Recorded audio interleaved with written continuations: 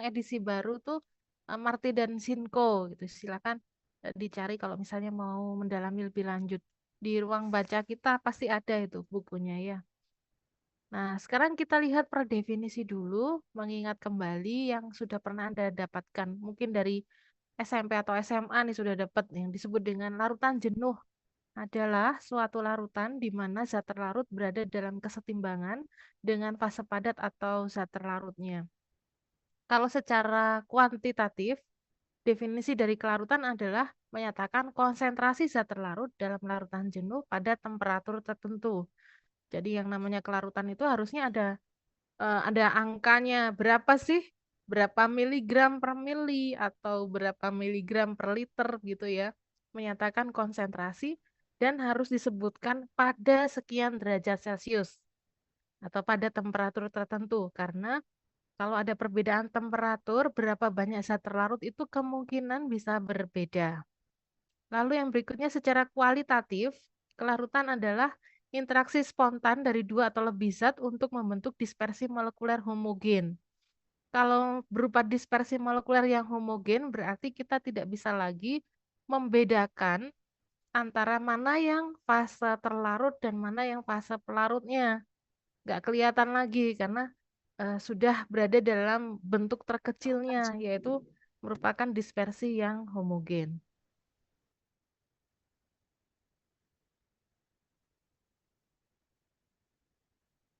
Proses melarut itu bisa berlangsung karena ada interaksi antara solut dan solvent.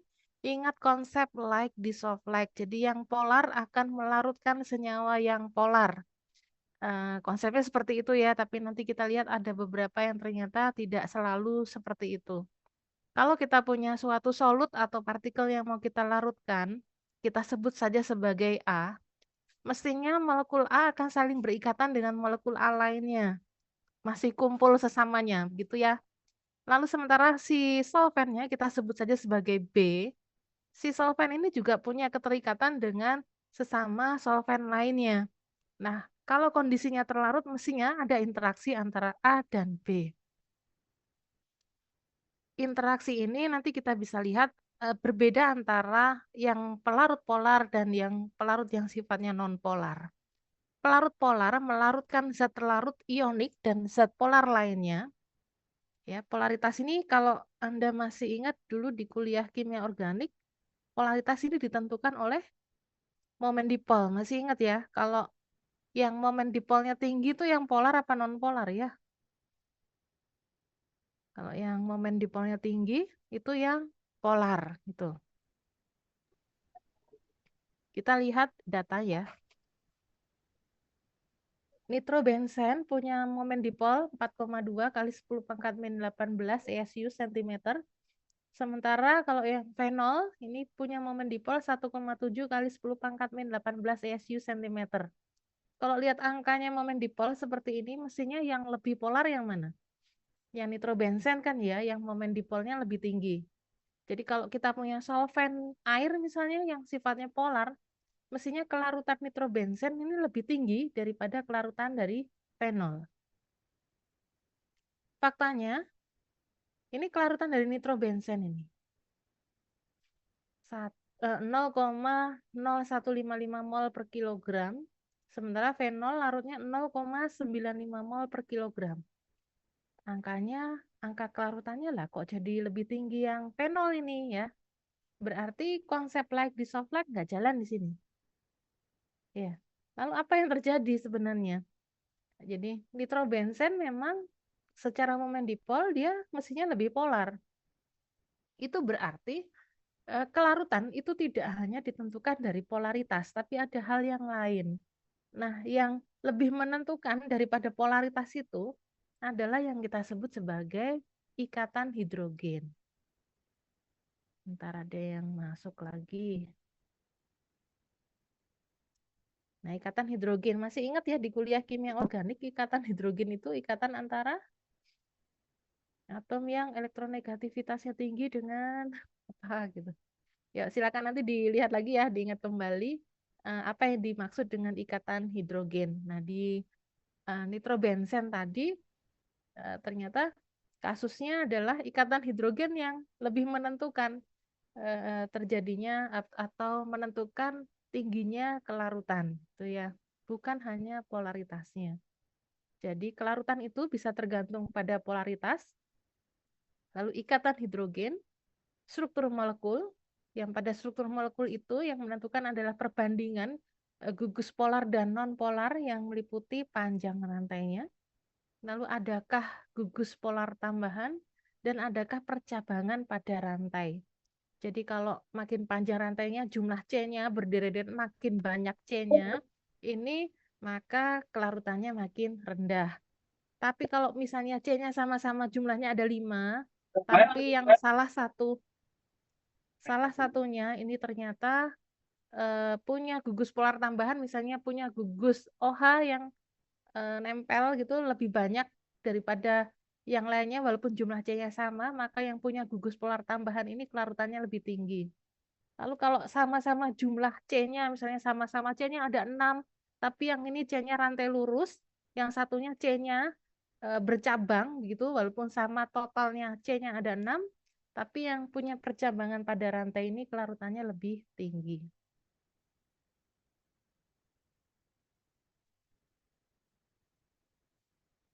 Pelarut air, misalnya air, bertindak sebagai pelarut dengan mekanisme yang berikut ya. Yang pertama, karena tingginya tetapan dielektrik yaitu sekitar 80 untuk air. Ini artinya kalau air punya tetapan dielektrik 80 ya, maka yang bisa larut di dalam air adalah sesama yang punya tetapan dielektrik di area itu, di sekitar itu, ya. Lalu, pelarut polar ini juga bisa memecahkan ikatan kovalen dari elektrolit kuat dengan reaksi asam basa, sorry. Nah, ini contohnya, air menyebabkan ionisasi HCl menjadi ini H3O+ dan Cl-. Jadi air itu kalau kita mengamati air itu kita nggak akan ketemu H plusnya. H plusnya itu kalau di dalam air itu menjadi apa sih? Menjadi ion hidronium, yaitu H3O+ gitu ya. Jadi air ini karena dia di dalam posisinya itu berada dalam posisi ion hidronium atau H3O+, maka dia bisa membentuk ikatan kovalen dari elektrolit dengan elektrolit kuat dengan reaksi asam basa gitu ya. Itu yang berikutnya. Pelarut polar ini juga mampu mensolvasi molekul dan ion dengan gaya interaksi dipol, terutama pembentukan ikatan hidrogen yang menyebabkan kelarutan dari senyawa tersebut.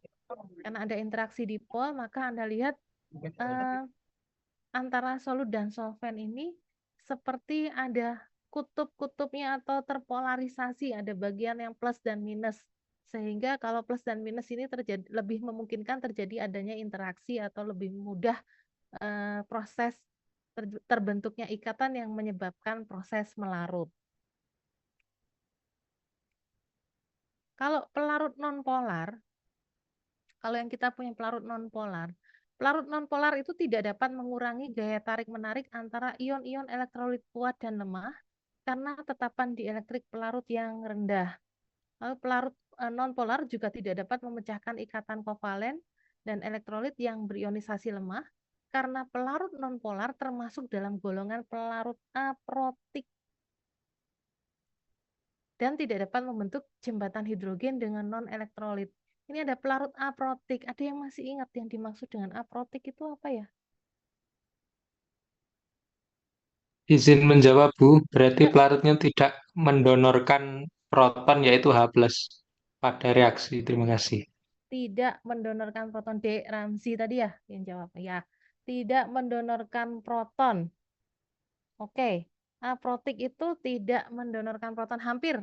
Kalau pengertian dari aprotik itu tidak hanya tidak mendonorkan proton, tapi dia juga tidak bisa untuk menerima proton, gitu ya. Jadi aprotik itu ya seperti halnya hidrokarbon begitu, itu tidak bisa menerima proton ataupun juga eh, memberi proton, gitu. Ini aprotik. Masih ingat ya kalau selain aprotik ada istilah apa lagi ya? Ada protofilik itu yang eh, bisa menerima proton. Lalu ada apa lagi? Selain protofilik. Kok laptop saya panas ini?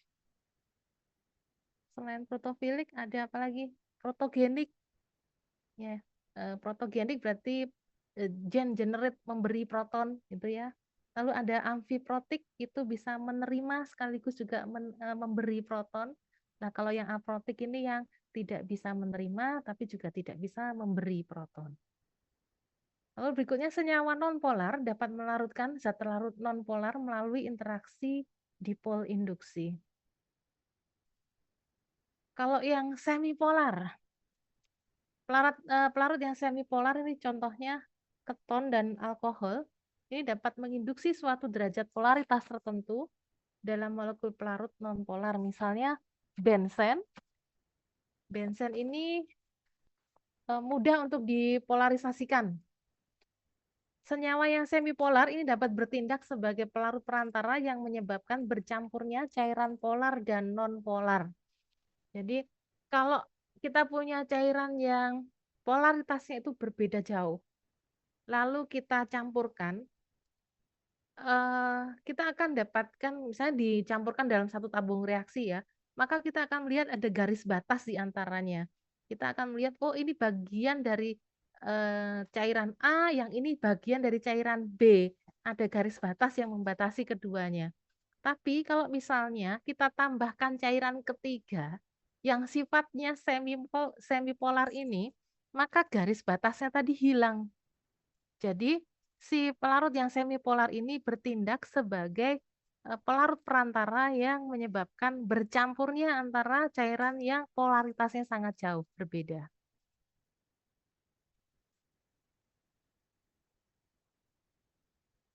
Ah, ini contoh ya, contoh pelarut, berapa tetapan di elektriknya, dan zat terlarut yang mungkin untuk bisa dilarutkan di dalamnya. Jadi kalau kita punya glikol misalnya, glikol itu tepat untuk melarutkan gula dan tanin karena kira-kira tetapan di elektriknya sama sekitar 50-an. Begitu juga dengan kalau kita punya fixed oil, lemak, petrolatum, ya yang cocok untuk melarutkan ya bangsanya heksan, benzen, tetraklorid, etil ether dan lainnya ya karena polaritasnya kurang lebih sama.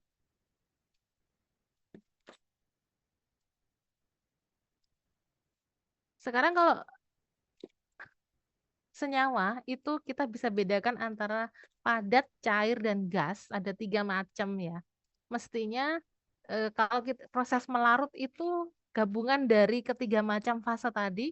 Kalau ada 3 macam fase, mestinya gabungannya bisa ada 9 macam gitu ya. Cairan, cairan dalam gas, dan seterusnya. Tapi dalam farmasi nanti yang kita eh, bahas hanya 3 macam, karena yang bermanfaat untuk dunia farmasi itu cuma 3 ya, kelarutan gas dalam cairan, cairan dalam cairan, dan zat padat dalam cairan. Jadi yang kita bahas 3 hal ini. Yang pertama yang kelarutan gas dalam cairan dulu. Kelarutan gas dalam cairan adalah konsentrasi gas terlarut apabila berada dalam kesetimbangan dengan gas murni di atas larutan. Menurut hukum Henry, dalam larutan yang sangat encer pada temperatur konstan, konsentrasi gas terlarut sebanding dengan tekanan parsial gas di atas larutan pada kesetimbangan. Tekanan parsial gas diperoleh dengan mengurangi tekanan uap pelarut dari tekanan uap total di atas larutan. Jadi rumusnya dari hukum Henry ini, sebentar.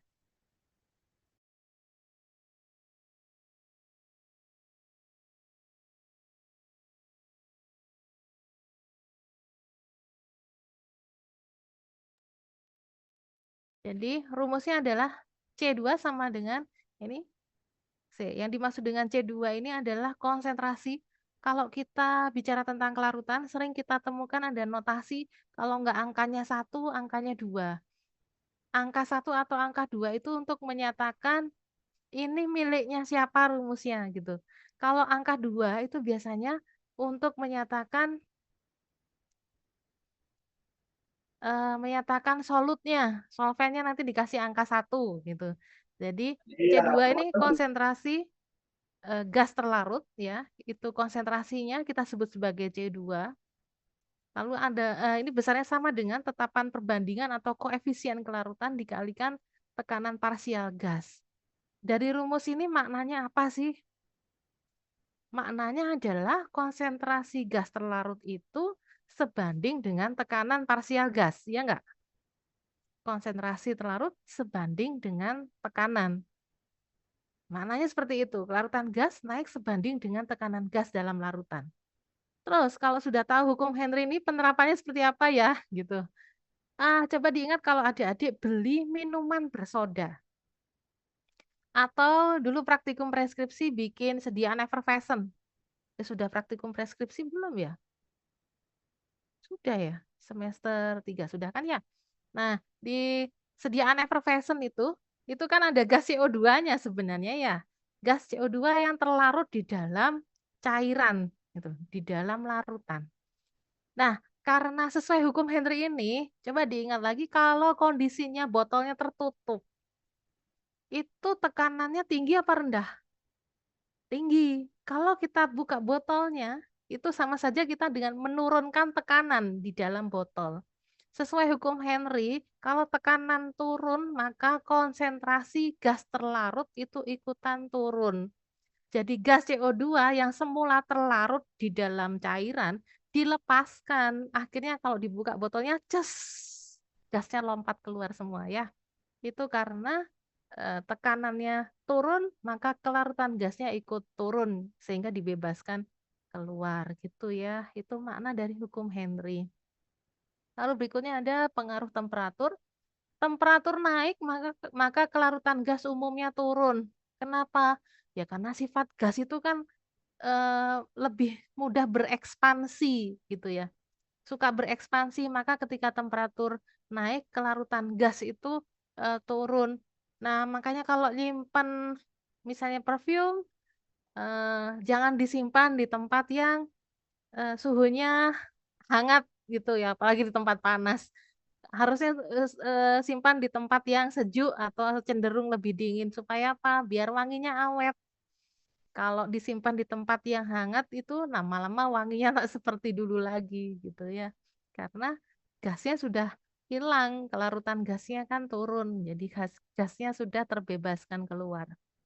Lalu berikutnya ada pengusiran garam atau salting out. Gas kadang-kadang dibebaskan dari larutan di mana gas tersebut terlarut dengan memasukkan zat yang mudah larut, misalnya suatu elektrolit. Sederhana aja yang masuk kategori elektrolit itu kan ada garam dapur ya atau NaCl. Lalu yang non elektrolit contohnya sukrosa. Ingat sukrosa tuh gula ya. Gula lalu garam, ini semuanya kan mudah larut dalam air. Jadi kalau misalnya kita punya gas yang terlarut di dalam cairan, lalu kita tambahkan garam atau kita tambahkan gula, maka air akan cenderung mengikat garam atau gula tadi. Sehingga ikatannya dengan gas itu dilepas. Akibatnya gasnya terusir keluar atau kita sebut sebagai pengusiran garam atau salting out ini. Lalu berikutnya ada pengaruh reaksi kimia. Hukum Henry diterapkan dengan tegas untuk gas-gas yang hanya larut sedikit dalam larutan dan tidak bereaksi dalam pelarut. Gas seperti hidroklorida, amonia, dan karbon dioksida memperlihatkan penyimpangan dengan meningkatnya kelarutan. Kalau perhitungan kelarutan, ini kita bisa gunakan hukum Henry untuk menghitung atau kita gunakan koefisien absorpsi Bunsen. Yang koefisien absorpsi Bunsen ini rumusnya seperti ini.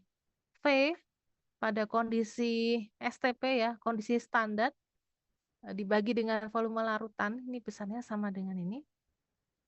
Ini contohnya, koefisien Bunsen itu besarnya berapa? Silakan bisa dicari di buku-buku farmasi fisik ya. Untuk gas-gas tertentu nih, H2, N2, dan seterusnya, ini berapa besar koefisien Bunsennya pada beberapa temperatur, ini sudah diketahui.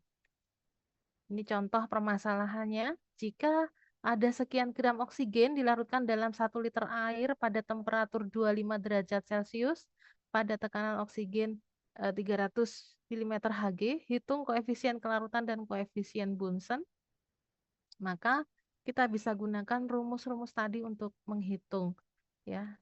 Ini sederhana kan ya hitungannya ya. Oke. Saya lanjutkan. Yang berikutnya adalah kelarutan cairan dalam cairan. Kelarutan cairan dalam cairan ini penting di dunia farmasi ya, karena kita punya banyak sediaan yang berupa sediaan cairan dalam cairan. Contohnya air dalam alkohol yang disebut hidroalkohol, lalu ada minyak atsiri dalam minyak atsiri dalam air yang kita sebut sebagai air beraroma, lalu ada minyak atsiri dalam alkohol yang kita sebut sebagai spirit dan eliksir, lalu ada eter dan alkohol yang kita sebut sebagai kolodion. Kalau kita bicara kelarutan cairan dalam cairan, ini tentu kita harus melihat dulu larutan ideal dan larutan nyata. Yang disebut dengan larutan ideal, campuran dikatakan ideal bila kedua komponen larutan biner mengikuti hukum Raoult untuk seluruh komposisi.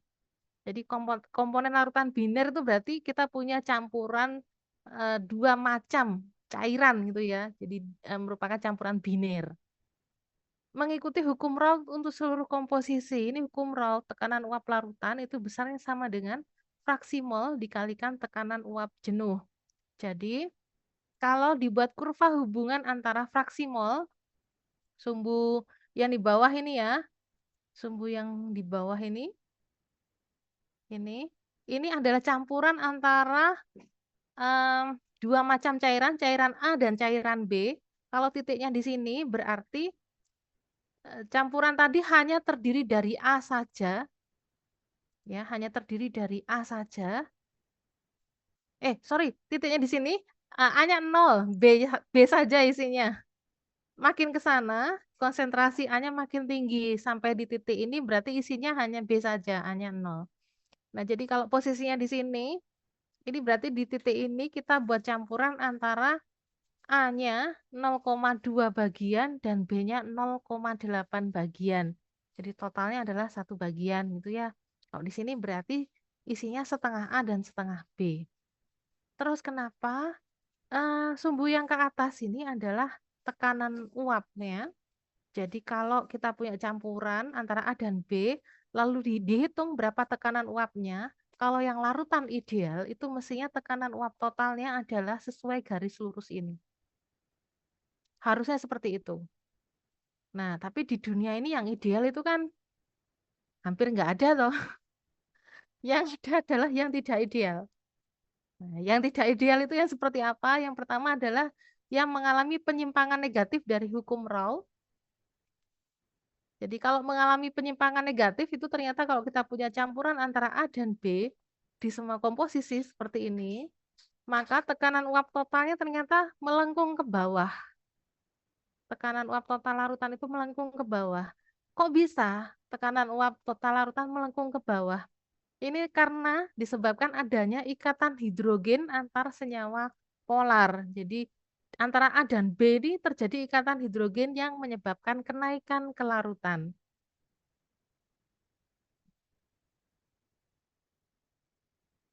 Apa? Nah, sebaliknya kalau yang ini penyimpangan positif ini terjadi kalau kita punya campuran A dan B, ternyata tekanan uap total larutannya justru malah melengkung ke atas seperti ini. Ini kapan terjadi yang penyimpangan positif? Penyimpangan positif ini terjadi ketika antara A dan B ini malah terbentuk gabungan molekul ganda yang kita sebut sebagai dimer. Molekul A nggak mau berinteraksi sama B, tapi A dengan A bentuk dimer, dua molekul gandeng gitu. B juga sama gitu, dengan sesamanya membentuk dimer, molekul ganda. Nah, kalau dimer ini ternyata punya kelarutan yang lebih rendah daripada bentuk monomernya. Apalagi kalau penggabungan molekul tadi bukan hanya membentuk dimer, tapi sudah rantai yang panjang. Banyak gandeng-gandeng gitu yang kita sebut sebagai polimer.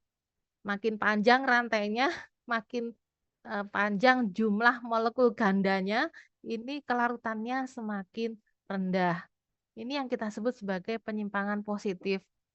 Lucu ya, kalau positif itu kan kesannya bagus ya. Ini malah penyimpangan positif itu berarti penurunan kelarutan, ini kebalik ngasih namanya ya. Oleh Hildebrand, hal ini dipelajari lebih lanjut. Menurut Hildebrand, penyimpangan positif ini diakibatkan oleh gaya kohesi, ya, gaya antar sesamanya gitu. Gaya kohesi dalam gas cairan padatan disebut dengan tekanan dalam. Besarnya tekanan dalam, inner pressure gitu ya. Ini besarnya sama dengan delta HV min RT per V. HV ini adalah panas penguapan. R-nya tentu saja tetapan gas ya. V-nya adalah volume molar cairan pada temperatur T. Ini contohnya, panas penguapan molar air pada 25 derajat Celcius ada sekian kalori, volumenya sekian, konstanta gas atau R itu besarnya 1,987 kalori per mol derajat, hitung tekanan dalam dari air. Ya, tinggal pasang rumusnya aja ya, tinggal dihitung. Sistem cairan dan cairan dapat dibagi dalam dua kategori, yaitu yang tercampur sempurna dan tercampur sebagian.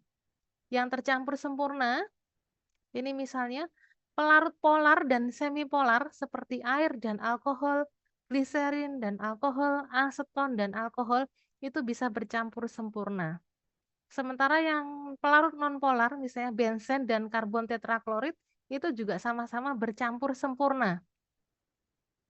Kalau yang tercampur sebagian, contohnya air dan eter, air dan fenol, dicampur dalam jumlah tertentu akan terbentuk dua lapisan cairan, masing-masing cairan mengandung cairan lain dalam keadaan terlarut. Jadi kalau kita punya air dan fenol gitu dicampur ya, punya air dan fenol masukin dalam satu tabung reaksi. Ini dalam tabung reaksi tadi, air itu kan warnanya bening, nggak berwarna gitu ya. Fenol juga demikian. Maka kayak isinya cuma air aja, tapi ada garis batas di tengahnya. Nah, kalau ada garis batas di tengahnya itu bukan berarti terus, oh yang bagian atas itu isinya air saja, yang bagian bawah isinya fenol saja. Bukan. Yang atas itu isinya ya ada campuran air dan fenol, yang bawah juga demikian, ada campuran air dan fenol, tapi ada garis batas di antaranya. Itu yang dimaksud dengan tercampur sebagian. Gitu. Kalau tidak saling campur kan ada garis batas gitu kayak air sama minyak itu ya ada garis batas. Oh jelas ini yang ini punyanya minyak, yang ini minyak ini lapisannya air gitu jelas ya. Kalau yang ini tercampur sebagian itu ada garis batasnya, tapi yang atas itu isinya dua macam, yang bawah isinya juga dua macam gitu ya. Nah ini kalau kita mencampur air dan fenol dengan jumlah tertentu ya, makin ke sana jumlah fenolnya makin banyak gitu. Jadi di awal-awal itu kayaknya isinya tabungnya itu isinya cuman ada air saja, lalu kita tambahin fenol, mulai terlihat ada garis di bawah begitu ya. Makin banyak jumlah fenolnya, garisnya makin naik gitu. Sampai yang akhir-akhir ini kondisi fenolnya nggak nyampe 80% itu kayak isinya cuman sudah tinggal satu macam aja isinya. Garis batasnya sudah mulai tidak terlihat lagi gitu.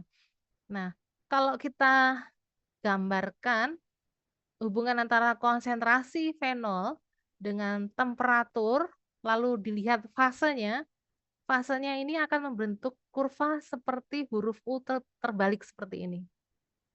Kalau kita punya kurva yang seperti ini, titik puncaknya ini disebut titik konsolut ya, konsolut maksimum gitu karena puncaknya di atas ya. Kalau kurvanya U melengkungnya ke bawah, maka titik yang lembahnya yang paling dalam gitu, paling bawah, kita sebut sebagai suhu konsolut minimum. Ya, jadi kalau kurvanya yang seperti ini titik H di atas ini adalah, ini kan temperatur ya, Y-nya di sini ya. Ini adalah suhu konsolut maksimum.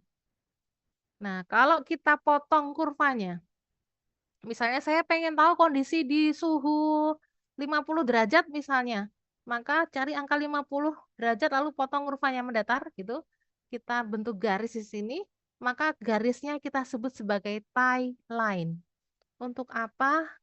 Tahu yang seperti itu gitu. Untuk menyelesaikan permasalahan seperti ini.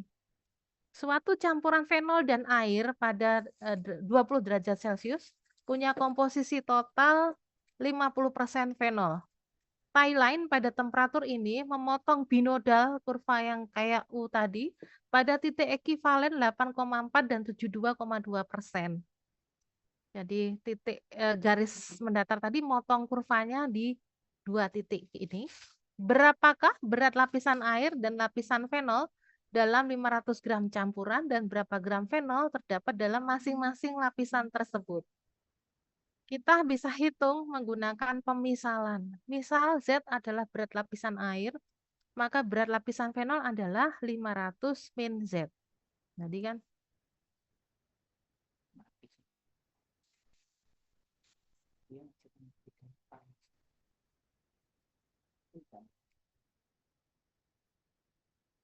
ya, berat lapisan fenol adalah 500 min Z, maka komposisi keseluruhan adalah tadi disebutkan komposisi total 50% fenol, maka 50% kali 500 gram adalah 250 gram. Jadi kalau Z berat lapisan air, Z kali, tadi motong kurvanya di 8,4 ya, 8,4% per 100 ditambah 500 min Z kali, ini 72,2%. Hasilnya harus sama dengan 250, maka Anda bisa hitung berapa Z-nya, maka Anda bisa hitung yang seterusnya ini. Lalu berikutnya ada pengaruh zat asing. Penambahan zat asing dalam sistem biner akan membentuk sistem tersier. Tadi kan fenol dan air itu sistem biner ya, dua macam. Kalau ketambahan satu lagi jadi sistem tersier. Jika zat yang ditambahkan, jadi senyawa ketiga yang ditambahkan ini, hanya larut dalam salah satu komponen, atau kelarutan dalam kedua komponen jelas berbeda. Misalnya ya, yang kita masukkan itu garam. Garam kan Anda tahu banget kalau dia sangat mudah larut dalam air. Jadi kelarutan garamnya kan dibanding kelarutan dalam air antara garam dalam air dan garam dalam fenol itu kan kelarutannya jauh beda ya. Maka kalau yang kita tambahkan senyawa yang sifatnya seperti itu ya kelarutannya dalam air dan dalam fenol itu jauh berbeda. Maka kelarutan timbal balik pasangan cairan akan turun. Jika campuran memiliki suhu kritik larutan minimum, maka temperatur akan turun dengan adanya zat ketiga. Sebentar. Pen. Ya.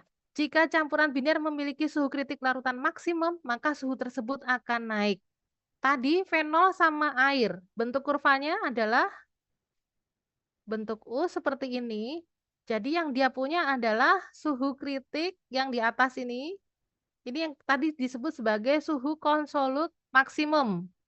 Jadi memenuhi kriteria yang ini punya suhu kritik larutan maksimum. Maka suhu tersebut akan naik. Kalau ini suhunya naik ke atas ya, maka bentuk kurvanya yang baru, kalau ada senyawa ketiga, dia akan semakin memuncak ke atas gitu. Ini titik suhu konsolut maksimumnya jadi tambah naik gitu. Bentuk kurvanya tambah memuncak ke atas. Jadi contohnya campuran fenol dan air ditambah naftalen, maka suhu konsolut naik 20 derajat Celcius. Kalau campuran fenol dan air ditambahkan KCl, suhu konsolut naik 8 derajat Celcius. Itu kalau contohnya fenol dan air yang bentuk kurvanya U seperti U terbalik begitu. Kalau kita punya campuran lain yang ternyata campuran binernya itu bentuknya membentuk lembah seperti ini, maka sesuai pernyataan di sini, jika campuran punya suhu kritik larutan minimum, maka temperatur akan turun dengan adanya zat ketiga. Kalau ditambahin zat ketiga, dia kurvanya juga akan semakin melengkung ke bawah. Suhunya tambah turun lagi. Gitu ya. Itu pengaruh zat asing. Jika zat yang ditambahkan sama banyak larut dalam kedua komponen. Kalau tadi punya air dan fenol, lalu zat ketiganya kelarutannya sama baiknya di dalam air dan di dalam fenol, maka suhu kritik larutan maksimum akan turun Dan suhu kritik larutan minimum akan naik. Jadi kalau tadi bentuk kurvanya seperti ini, maka suhu kritik larutan maksimum akan turun. Berarti jadi deprok dong kurvanya gitu ya. Titik puncaknya turun. Jadi tidak setajam kurva yang semula. Larutan cairan nonpolar dalam air dan ditambah dengan surfaktan ini menyebabkan kelarutan naik karena terjadi kelarutan obat di dalam misel. Jadi kalau komponen ketiganya adalah surfaktan, ini bisa meningkatkan kelarutan secara drastis. Sekarang kalau dalam cairan, alias cairannya ada 3 nih. Ini membentuk sistem 3 komponen seperti ini. Kalau misalnya kita punya air, minyak peppermint, dan polyethylene glycol, campuran ketiganya itu bisa membentuk diagram yang kita sebut sebagai diagram 3 fase seperti ini. Ya, berarti kalau ada komponen 3 macam komponen, kita dapat diagram 3 fase seperti ini. Ini contoh lainnya adalah kalau kita punya air, metil salisila, dan isopropanol, ini juga membentuk diagram 3 fase seperti ini. Yang ini lebih detail ya gambar kurvanya. Kalau yang di sini terlihat jelas bahwa ketika di area ini, di semua titik di area ini akan terlihat tidak bercampur. Kita bisa membedakan, oh ini ada lapisan airnya, ada lapisan metil salisila, dan ada lapisan isopropanolnya. Sementara kalau berada di semua titik yang ada di sini, ini bisa bercampur sempurna.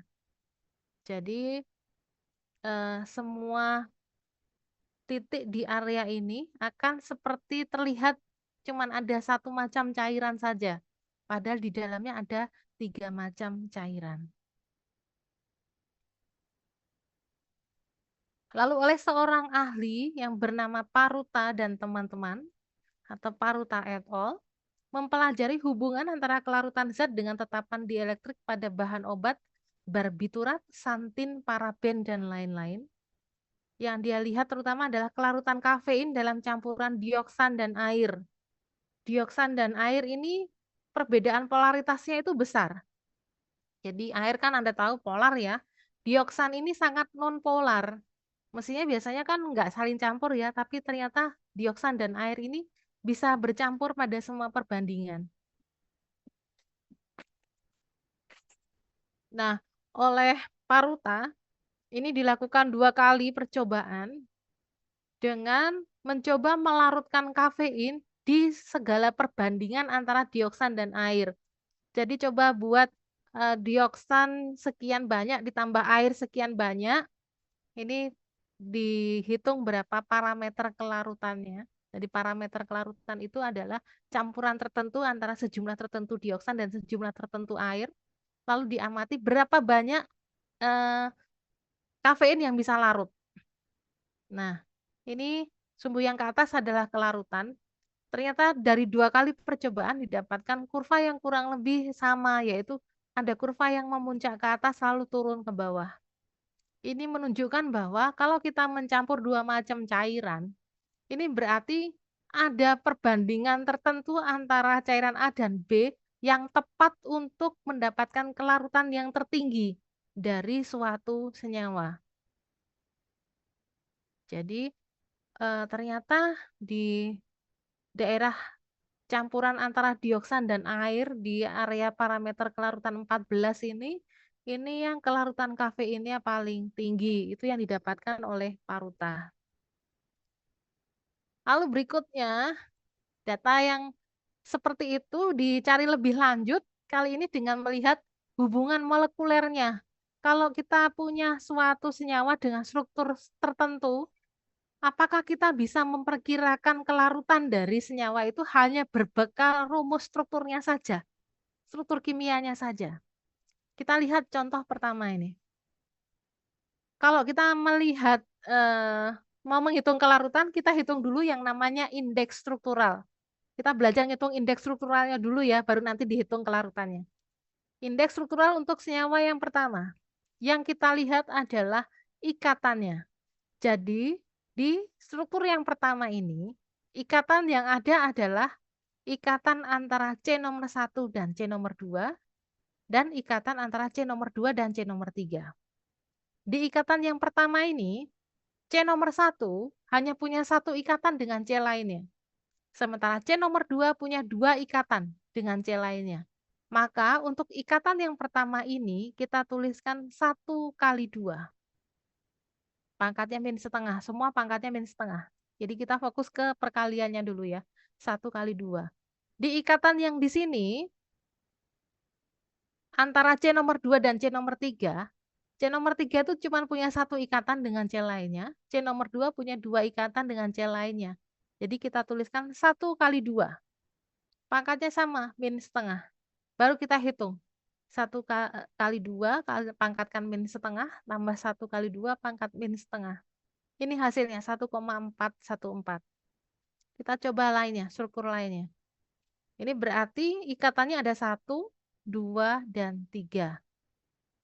Kalau kita hitung indeks strukturalnya di ikatan yang pertama antara C nomor 1 dan C nomor 2, C nomor 1 hanya punya satu ikatan, C nomor 2 punya dua ikatan. Jadi kita tuliskan 1 kali 2.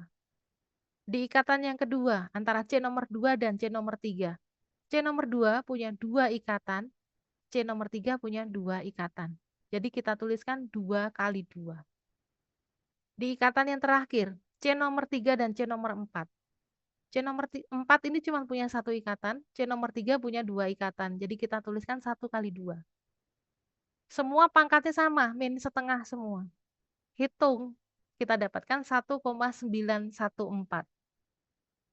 Paham sampai sini ya? Lalu kita ambil contoh lain ini, isobutana. Kalau di sini kan berarti ikatannya ada 1, 2, dan 3 ya.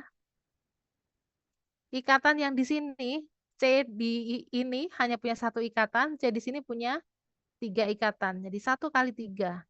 Ikatan yang di sini, C ini hanya punya satu ikatan, C yang di sini punya 3 ikatan. 1 kali 3. Yang di sini posisinya juga sama, 1 kali 3. Semua pangkat min setengah. Ini hasilnya 1,732.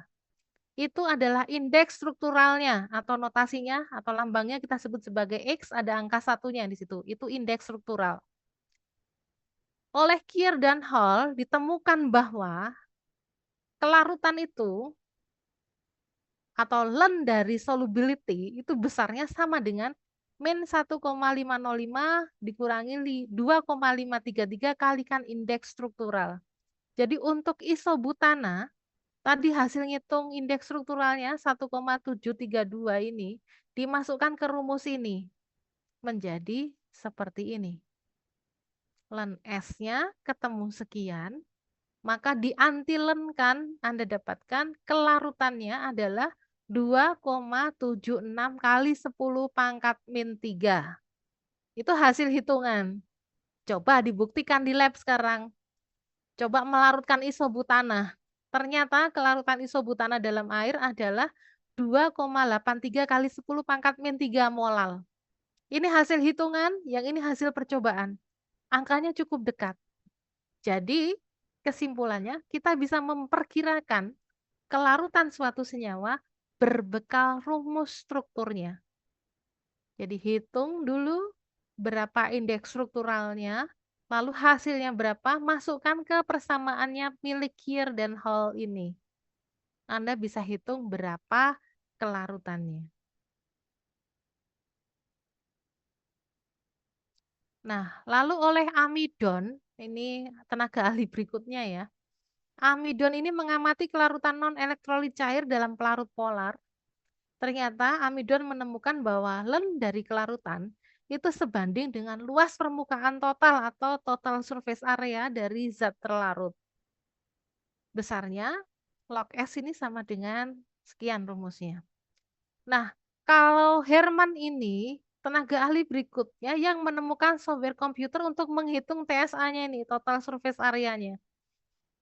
Jadi oleh Amidon ini rumus ini diperbarui kembali menjadi len S sama dengan 0,043 kalikan hidrogen surface area dikurangi sekian kali functional group surface area plus 8, sekian kalikan I plus 4,420.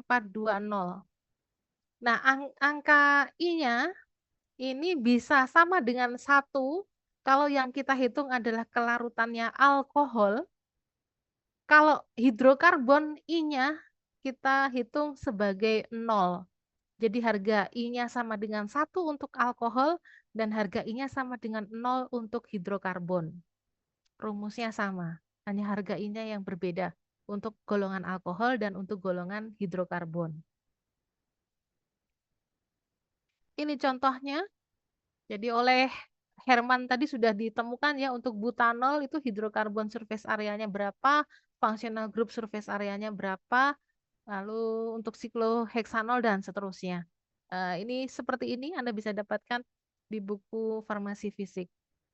Untuk butanol misalnya, kalau kita mau hitung berapa sih kelarutan butanol, untuk kelarutan butanol ini rumusnya ya, tadi ya. Maka sekarang kita masukkan untuk butanol hidrokarbon surface areanya 212,9, masukkan ke rumus ini. Functional group surface areanya 59,2, masukkan ke rumus ini. Lalu ingat butanol termasuk alkohol, maka I-nya sama dengan 1. Anda hitung, Anda dapatkan len S-nya sekian, maka kalau diantilenkan itulah kelarutannya. Kelarutannya dari N-butanol didapatkan 0,818 molal. Itu hasil hitungan. Sementara kalau dari hasil percobaan, dicoba betulan di lab, didapatkan 1 molal. Ya lumayan dekat lah dari angka perkiraan 0,8 ke angka 1. Itu lumayan dekat untuk memperkirakan kelarutan dari suatu senyawa. Jadi metode amidon dan teman-teman ini terbukti dapat diterapkan untuk memperkirakan kelarutan molekul obat organik kompleks yang punya kelarutan terbatas di dalam air.